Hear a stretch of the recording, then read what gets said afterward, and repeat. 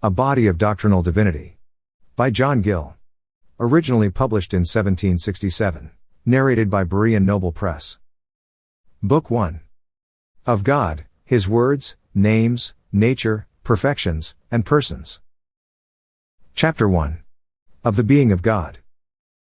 Having undertaken to write a system of theology, or a body of doctrinal divinity, and theology being nothing else than a speaking of God, or a discoursing concerning Him, His nature, names, perfections, and persons, His purposes, providences, ways, works, and word, I shall begin with the being of God, and the proof and evidence of it, which is the foundation of all religion. For if there is no God, religion is a vain thing, and it matters not neither what we believe, nor what we do, since there is no superior being to whom we are accountable for either faith or practice. Some, because the being of God is a first principle, which is not to be disputed, and because that there is one is a self-evident proposition, not to be disproved, have thought it should not be admitted as a matter of debate, but since such is the malice of Satan, as to suggest the contrary to the minds of men, and such the badness of some wicked men as to listen to it, and imbibe it, and such the weakness of some good men as to be harassed and distressed with doubts about it at times, it cannot be improper to endeavor to fortify our minds with reasons and arguments against such suggestions and insinuations.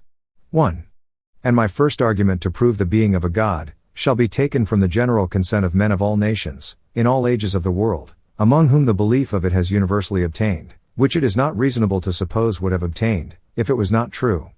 This has been observed by many heathen writers themselves. Aristotle says, all men have a persuasion of deity, or that there is a God. Cicero observes, there is no nation so wild and savage, whose minds are not imbued with the opinion of the gods. Many entertain wrong notions of them, but all suppose and own the divine power in nature. And in another place he says, there is no animal besides man that has any knowledge of God, and of men there is no nation so intractable and fierce, although it may be ignorant what a God it should have, yet is not ignorant that one should be had.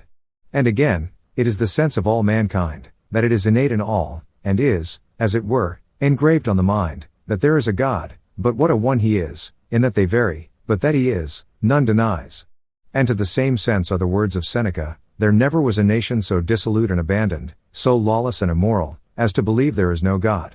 So Elianus relates, none of the barbarous nations ever fell into atheism, or doubted of the gods whether they were or not, or whether they took care of human affairs or not the Indians, nor the Gauls, nor the Egyptians. And Plutarch has these remarkable words, if you go over the earth, says he, you may find cities without walls, letters, kings, houses, wealth, and money, devoid of theaters and schools, but a city without temples and gods, and where is no use of prayers, oaths, and oracles, nor sacrifices to obtain good or avert evil, no man ever saw. These things were observed and said, when the true knowledge of God was in a great measure lost, and idolatry prevailed, and yet even then, this was the general sense of mankind.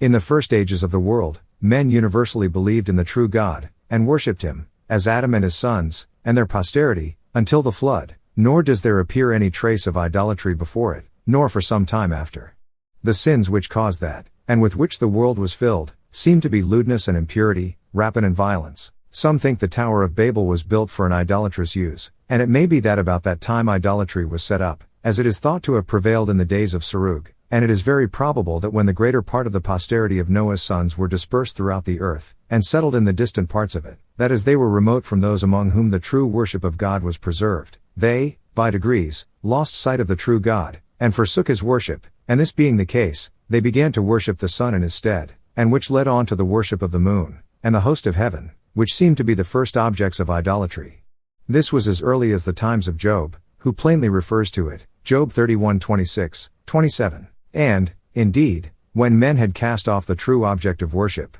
what more natural to substitute in His room than the sun, moon, and stars, which were above them, visible by them, and so glorious in themselves, and so beneficial to the earth and men on it. Hence the people of Israel were exhorted to take care that their eyes were not ensnared at the sight of them, to fall down and worship them, and which in later times they did, Deuteronomy 4:19, 2 Kings 21:3. It appears also that men took very early to the deifying of their heroes after death, their kings, and great personages, either for their wisdom and knowledge, or for their courage and valor, and martial exploits, and other things. Such were the Bel, or Belus, of the Babylonians, the Baal-peor of the Moabites,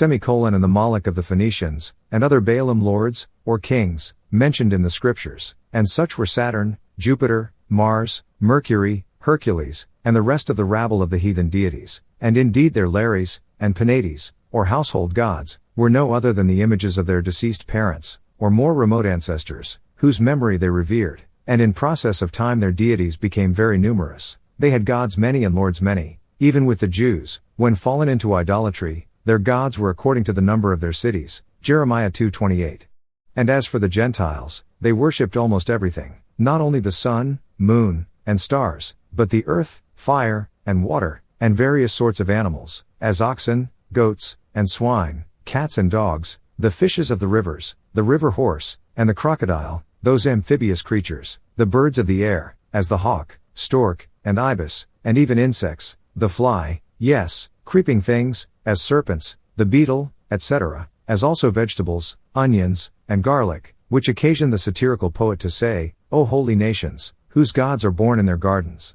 Nay, some have worshipped the devil himself, as both in the East and West Indies, and that for this reason, that he might not harm them. Now though all this betrays the dreadful depravity of human nature, the wretched ignorance of mankind, and the sad stupidity men were sunk into, yet at the same time such shocking idolatry, in all the branches of it, is a full proof of the truth and force of my argument, that all men, in all ages and countries, have been possessed of the notion of a God, since, rather than to have no God, they have chosen false ones, so deeply rooted is a sense of deity in the minds of all men.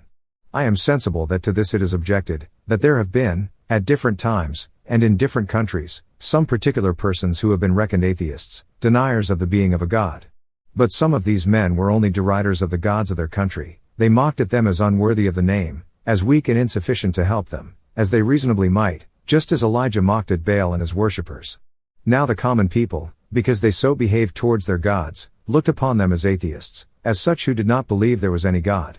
Others were so accounted, because they excluded the gods from any concern with human affairs. They thought they were other ways employed, and that such things were below their notice, and not becoming their grandeur and dignity to regard, and had much the same sentiments as some of the Jews had, Ezekiel 9:9, Zephaniah 1:12. But these men were not deniers of the existence of God, only of his providence as to the affairs of the world, and others have been rather practical than speculative atheists, as the fool in Psalm 14:1, who not only live as if there was no God, but wish in their hearts there was none, rather than believe there is none, that so they might take their fill of sin, without being accountable to a superior being. The number of real speculative atheists have been very few, if any. Some have boldly asserted their disbelief of a God, but it is a question whether their hearts and mouths have agreed. At least they have not been able to maintain their unbelief long without some doubts and fears. And at most this only shows how much the reason of man may be debased, and how low it may sink when left to itself. These few instances are only particular exceptions to a general rule, which is not destroyed thereby, being contrary to the common sense of mankind, even as it is no sufficient objection to the definition of man, as a rational creature, that there is now and then an idiot born of his race, so not to the general belief of deity, that there is now and then an atheist in the world. It is further objected, that there have been whole nations in Africa and America, who have no notion of deity, but this is what has not been sufficiently proved. It depends upon the testimonies of travelers, and what one affirms, another denies, so that nothing can with certainty be concluded from them. I should rather question, says Herbert, Lord Sherbury, whether the light of the sun has shone on the remotest regions, than that the knowledge of the Supreme Being is hidden from them, since the sun is only conspicuous in its own sphere, but the Supreme Being is seen in everything. Diodorus Siculus says, a few of the Ethiopians were of opinion there was no God, though before he had represented them as the first and most religious of all nations, as attested by all antiquity. The Hottentots about the Cape of Good Hope have been instanced in, as without any knowledge of deity, and certainly they are a most beastly and brutish people that can be named, and the most degenerate of the human species, and have survived the common instincts of humanity, yet, according to Mr. Colbin's account of them, published some years ago, they appear to have some sense of a supreme being, and of inferior deities. They express a superstitious joy at new and full moons, and it is said they pray to a being that dwells above, and offer sacrifice of the best things they have, with eyes lifted up to heaven.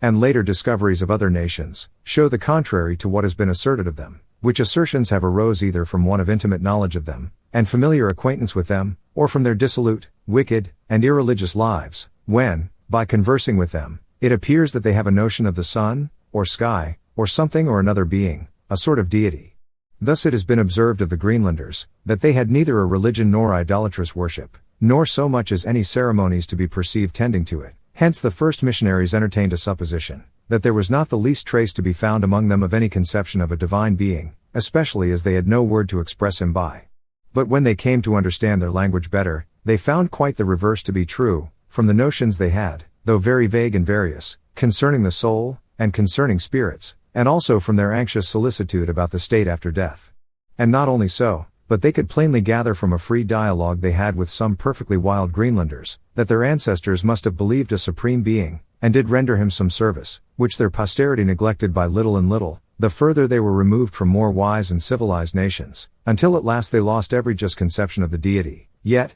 after all, it is manifest, that a faint idea of a divine being lies concealed in the minds even of this people, because they directly assent, without any objection, to the doctrine of a God, and his attributes. And as to what is concluded from the irreligious lives of the inhabitants of some nations, we need not be sent to Africa and America for such atheists as these. We have enough of them in our own nation. And I was just ready to say, we are a nation of atheists in this sense. And, indeed, all men in an unregenerate state, be they Jews or Gentiles, or live where they may, they are atheists, as the Apostle calls them. Ephesians 2:12, they are without God in the world, being alienated from the life of God. Ephesians 4:18, otherwise there is such a general sense of deity in mankind, and such a natural inclination to religion, of some sort or another, though ever so bad, that some have thought that man should rather be defined as a religious than a rational animal.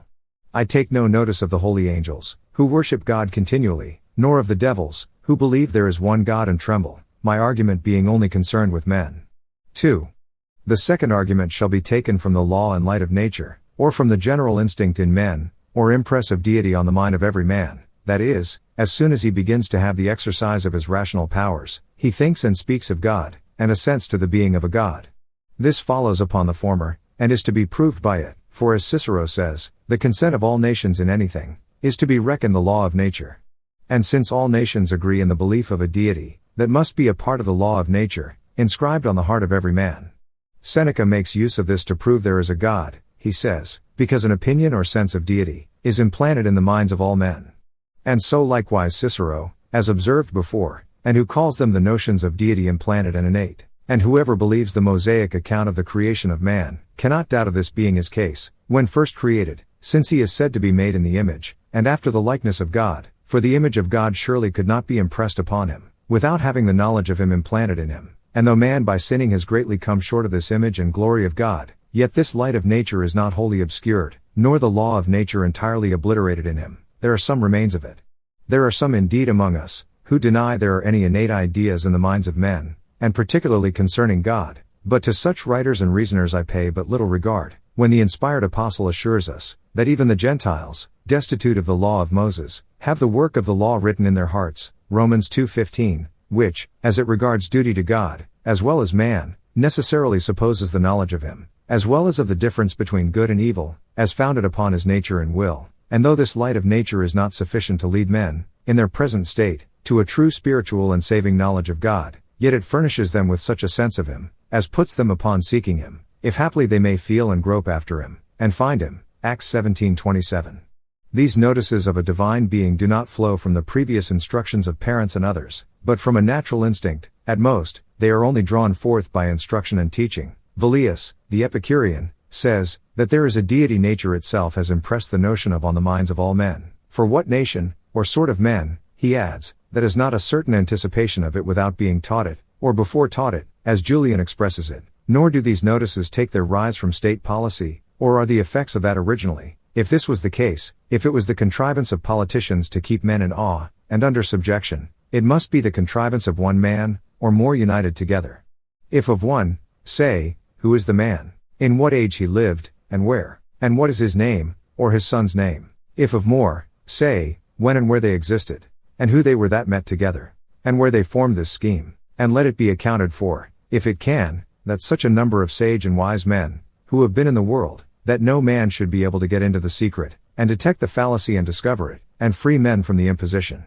Besides, these notices appeared before any scheme of politics was formed, or kings or civil magistrates were in being. Plato has refuted this notion, and represents it as a very pestilent one, both in private and in public. Nor are these notices by tradition from one to another, since traditions are peculiar to certain people. The Jews had theirs, and so had the Gentiles, and particular nations among them had separate ones from each other, but these are common to all mankind. nor do they spring from a slavish fear and dread of punishment. For though it has been said, that fear makes gods, or produces a notion of deity, the contrary is true, that deity produces fear, as will be seen in a following argument. Under this head may be observed the innate desires of men after happiness, which are so boundless as not to be satisfied. Let a man have ever so great a compass of knowledge and understanding, or possess ever so large a portion of wealth and riches, or be indulged with the gratification of his senses to the highest degree, or enjoy all the pleasure the whole creation can afford him, yet after all, according to the wise man, the conclusion of the whole is, all is vanity and vexation of spirit. Ecclesiastes 2:17.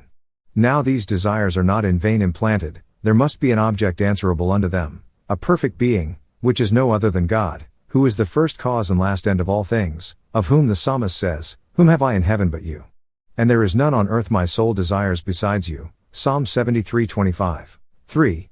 The third argument, proving the being of God, shall be taken from the works of creation, concerning which the Apostle says, The invisible things of God, from the creation of the world, are clearly seen, being understood by the things that are made, even his eternal power and Godhead. Romans 1:20. Plutarch, in answer to a question, Whence have men the knowledge of God? Replies, They first receive the knowledge of him from the beauty of things that appear, for nothing beautiful is made in vain, nor by chance, but wrought with some art. That the world is beautiful, is manifest from the figure, the color, and magnitude of it, and from the variety of stars about the world. And these so clearly display the being and power of God, as to leave the heathen without excuse, as the Apostle observes, and as this, and other instances, show. Most admirable was the reasoning of a wild Greenlander, which he declared to a missionary to be the reasoning of his mind before his conversion. He said to him, It is true we were ignorant heathens, and knew nothing of God, or a Savior, and, indeed, who should tell us of him until you come? But you must not imagine that no Greenlander thinks about these things. I myself have often thought, a boat with all its tackle and implements, does not grow into existence of itself, but must be made by the labor and ingenuity of man, and one that does not understand it would directly spoil it. Now the meanest bird has far more skill displayed in its structure, than the best boat, and no man can make a bird, but there is still a far greater are shown in the formation of a man, than of any other creature. Who was it that made him? I thought myself that he proceeded from his parents, and they from their parents, but some must have been the first parents. Whence did they come? Common report informs me, they grew out of the earth, but if so, why does it not still happen that men grow out of the earth? And from whence did this same earth itself, the sea, the sun, the moon, and stars, arise into existence? Certainly there must be some being who made all these things, a being that always was, and can never cease to be. He must be inexpressibly more mighty, knowing, and wise, than the wisest man. He must be very good too, because that everything that he has made is good, useful, and necessary for us. Ah, did I but know him, how would I love him and honor him? But who has seen him? Who has ever conversed with him? None of us poor men. Yet there may be men too that know something of him. Oh, that I could but speak with such. Therefore, he said, as soon as ever I heard you speak of this great being, I believed it directly, with all my heart, because I had so long desired to hear it. A glaring proof this, that a supreme being, the first cause of all things, is to be concluded from the works of creation. The notion of the eternity of the world has been imbibed by some heathens, but sufficiently confuted by others. And even Aristotle, to whom it is ascribed, asserts, that it was an ancient doctrine, and what all men received from their ancestors, that all things are of God, and consist by him. And those who believe the divine revelation, cannot admit of any other doctrine, but must explode the notion of the eternity of the world, and of its being of itself, since that assures us, that in the beginning God created the heavens and the earth, also that all things were made, not of things which do appear, but out of nothing. Genesis 1:1, Hebrews 11:3, 4, be it, that the heavens and the earth were made out of a chaos, or out of pre-existent matter. It may be reasonably asked, out of what was that pre-existent matter made? The answer must be, out of nothing, since it was by creation, which is the production of something out of nothing, and which can never be performed by the creature, for out of nothing, nothing can be made by that. If therefore all things are originally produced out of nothing, it must be by one that is almighty, whom we rightly call God. No creature can produce itself. This involves such contradictions as can never be admitted, for then a creature must be before it was, as that which makes must be before that which is made. It must act and operate before it exists, and be and not be at one and the same time, which are such glaring contradictions, as sufficiently confute the creature's making itself, and therefore its being must be owing to another cause, even to God, the Creator, for between a creature and God, there is no medium, and if it could be thought or said, that the most excellent creatures, men, made themselves. Besides the above contradictions, which would be implied, it might be asked, why did not they make themselves wiser and better, since it is certain, they have knowledge of beings superior to them?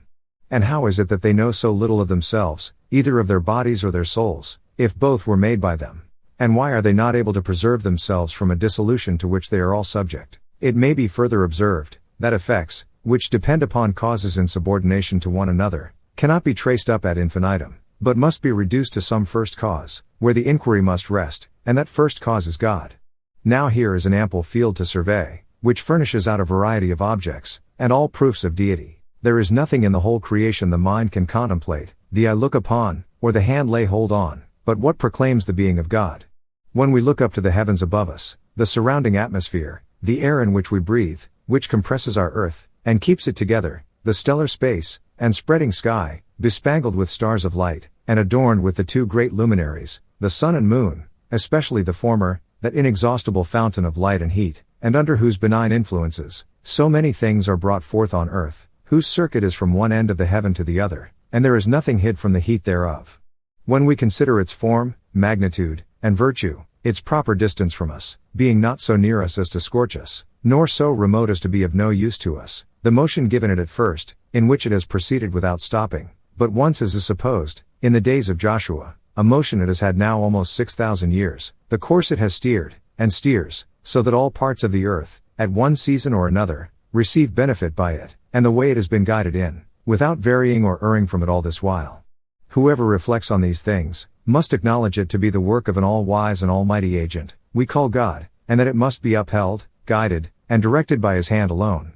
When we take a view of the earth, of the whole terraqueous globe, hanging on nothing, like a ball in the air, poised with its own weight, the different parts of it, and all disposed for the use of man, stored with immense riches in the heart of it, and stocked with inhabitants upon it, the various sorts of animals, of different forms and shapes, made, some for strength, some for swiftness, some for bearing burdens, and others for drawing carriages, some for food and others for clothing, the vast variety of the feathered birds that cut the air, and the innumerable kinds of fishes that swim the ocean. The consideration of all this will oblige us to say, Lord, you are God, which have made the heaven, earth, and sea, and all that in them is. Acts 4:25. In short, there is not a shell in the ocean, nor a sand on the shore, nor a spire of grass in the field, nor any flower of different hue and smell in the garden, but what declare the being of God, but especially our own composition is deserving of our notice, the fabric of the body, and the faculties of our souls. The body, its form and shape, while other animals look downwards to the earth, os homini sublime dedit deus, as the poet says, man has a lofty countenance given him, to behold the heavens, to lift up his face to the stars, and for what is this erect posture given him, but to adore his Creator? And it is remarkable that there is a natural instinct in men to lift up their hands and eyes to heaven, when either they have received any unexpected mercy, by way of thankfulness for it, or are in any great distress, as supplicating deliverance from it, which supposes a divine being, to whom they owe the one, and from whom they expect the other. Each of the parts and members of the body are so framed and disposed, as to be subservient to one another, so that the eye cannot say to the hand, I have no need of you, nor the head to the feet, I have no need of you.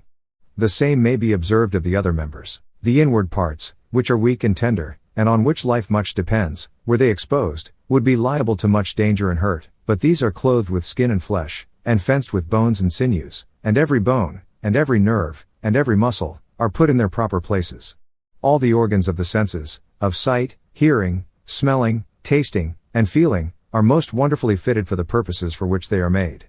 Galen, an ancient noted physician, being atheistically inclined, was convinced of his impiety by barely considering the admirable structure of the eye, its various humors, tunics, and provision for its defense and safety. The various operations performed in our bodies, many of which are done without our knowledge or will, are enough to raise the highest admiration in us, as the circulation of the blood through all parts of the body, in a very small space of time, the respiration of the lungs, the digestion of the food, the qualification of it, the mixing of the chyle with the blood, the nourishment thereby communicated, and which is sensibly perceived in the several parts of the body, and even in the more remote, which having been weakened and enfeebled by hunger, thirst, and labor, are in an instant revived and strengthened, and the accretion and growth of parts by all this. To which may be added other things worthy of notice, the faculty of speech, peculiar to man, and the organs of it, the features of their faces, and the shape of their bodies, which all differ from one another, the constant supply of animal spirits, the continuance of the vital heat, which outlasts fire itself,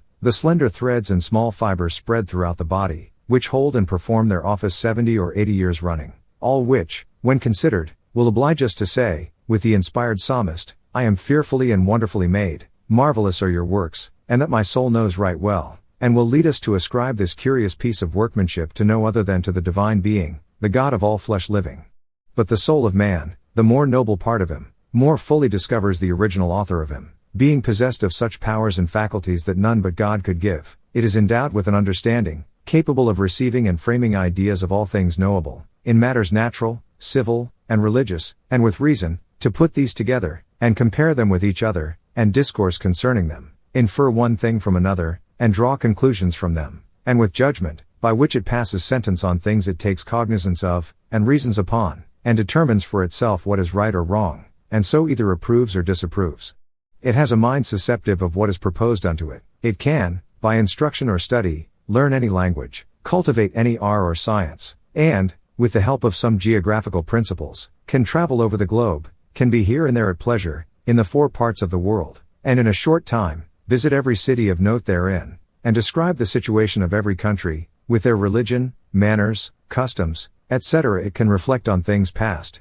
and has a foresight of, and can forecast and provide for things to come. It has a will, to accept or reject, to embrace or refuse, what is proposed unto it, with the greatest freedom of choice, and with the most absolute power and sovereignty. It has affections, of love and hatred, joy and grief, hope and fear, etc. according to the different objects it is conversant with. There is also the conscience, which is to a man as 1,000 witnesses, for him or against him, which, if it performs its office as it should do, will accuse him when he does ill, and commend, or excuse him, when he does well, and from hence arise either peace of mind, or dread of punishment, in some shape or another, either here or hereafter, to which may be added the memory, which is a storehouse of collections of things thought to be most valuable and useful, where they are laid up, not in a confused, but orderly manner, so as to be called for and taken out upon occasion. Here men of every character and profession lay up their several stores, to have recourse unto, and fetch out, as their case and circumstances may require. And besides this,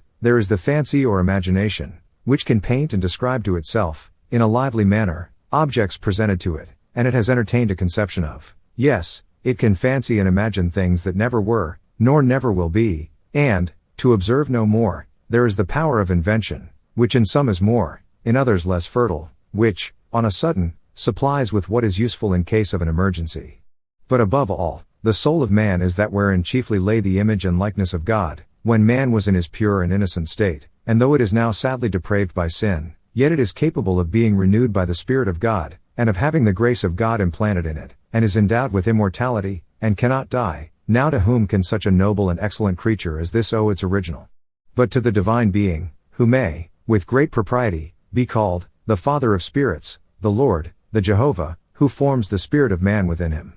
4.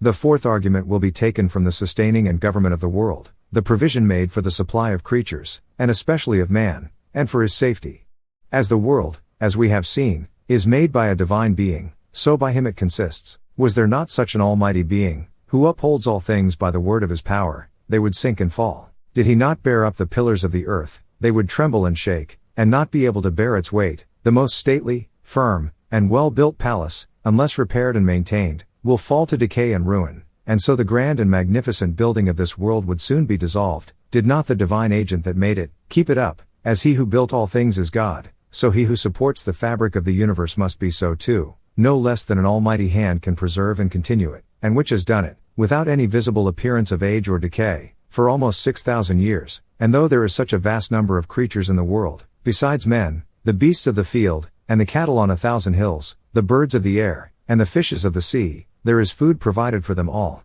and they have every one their portion of meat in due season. And as for man, he is richly provided for, with a plenty and variety of all good things, not only for necessity, but for delight. Every man has a trade, business, and employment of life, or is put into such a situation and circumstances, that, with care, diligence, and industry, he may have enough for himself and family, and to spare. The earth produces a variety of things for food and drink for him, and of others for medicine, for the continuance of health, and restoration of it. And can all this be without the care, providence, and interposition of a wise and almighty being? Can these ever be thought to be the effects of blind chance and fortune? Is it not plain and clear, that God hereby has not left himself without a witness of his existence and providence, in that he does good to all his creatures, and gives rain from heaven, and fruitful seasons, filling men's hearts with food and gladness, and continuing the certain and constant revolutions of summer and winter, seed time and harvest, as well as night and day, cold and heat, all which have their peculiar usefulness and advantages to human life, and cannot be attributed to anything else than the superintendency of the divine being. And as there is a provision made for the wants of men, so for their safety, were it not that God had put the fear of man upon the wild beasts of the field, and the dread of him in them, there would be no safety for him, especially in some parts of the world, and had he not put a natural instinct into them to avoid the habitations of men, and to resort to woods and deserts, and dwell in uninhabited places, to prowl about for their prey in the night, and in the morning return to their caves and dens, and lurking places, when men go forth to their work, they would be in the utmost danger of their lives. Yes, were it not for the overruling providence of God, which governs the world, and restrains the lusts of men, one man would be a wolf to another, neither life nor property would be secure, but must fall a prey to the rapine and violence of powerful oppressors. Human laws, and civil magistracy, do something to restrain men, but not everything. Notwithstanding these, we see what outrages are committed, and how greater still would be their number, was it not for the interposition of divine providence, and even it is owing to a divine being that there are human forms of government, and political schemes framed, and laws made for the better regulation of mankind, and these continued, for it is by him kings reign, and princes decree justice, and particularly, was it not for a divine agency, such as the rage and malice of Satan, and his principalities and powers, whose numbers fill the surrounding air, and who go about our earth like roaring lions, seeking whom they may devour, were they not chained by almighty power, and limited by the providence of God, the whole race of men would be destroyed by them, at least the godly among them. 5.